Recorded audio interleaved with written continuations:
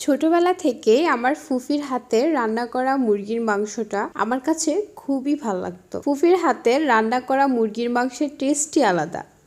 আজ পর্যন্ত এই ডিফারেন্ট টেস্টের মুরগির মাংস আমি আর কোথাও খাইনি। সাধারণত টক দই দিয়ে মাংস আর বিরিয়ানি রান্না করলে টেস্ট অনেক ভালো হয়, কিন্তু আমার ফুফি মুরগির মাংসটা সবসময় দুধ দিয়ে রান্না করে। আর দুধ দিয়ে রান্না করা এই মুরগির মাংসটার সাথে দুধের একটা ফ্লেভার অ্যাড হয়ে অন্যরকম একটা মিষ্টান্নতা তৈরি হয়। টেস্টটা জাস্ট ইয়ামি।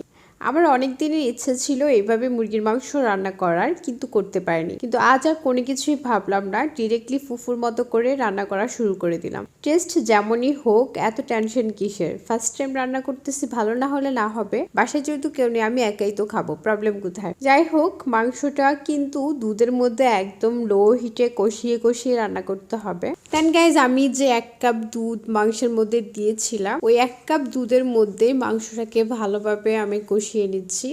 আর দুধের মধ্যে কিন্তু একদম লো হিটে মাংসটাকে কষিয়ে কষিয়ে অলরেডি 60% আর 70%-এর মতো কুক করে ফেলতে হবে। আমি কিন্তু ফুফু যেভাবে রান্না করে হুবহু ওইভাবেই রান্না করতেছি, বাট আই ডোন্ট নো যে টেস্ট ফুফুর মতো হবে কি না।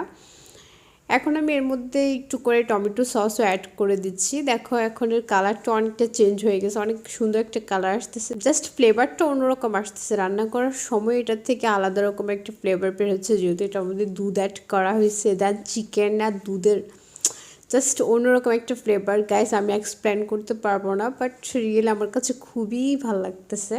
মাংসটা আরও ভালোভাবে কুক হওয়ার জন্য আমি এর মধ্যে কিছু পরিমাণ জল অ্যাড করে দিচ্ছি। দেন জলের মধ্যে মাংসটাকে একদম ভালোভাবে আবার রান্না করে একদম ঝোল শুকিয়ে মাখো মাখো করে রান্না করতে হবে। ফাইনালি গাইস, আমার রান্না কমপ্লিট। মাশাআল্লাহ, কালার অনেক সুন্দর হয়েছে। আমি পরিবেশন করার পরই 1 প্লেট ভাত নিয়ে তাড়াতাড়ি করে বসে গেলাম। দেন আমি খেয়ে নিছি।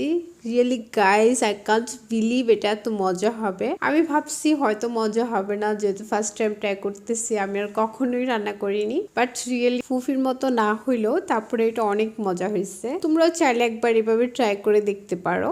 ভালো থেকো সবাই, আল্লাহ হাফেজ।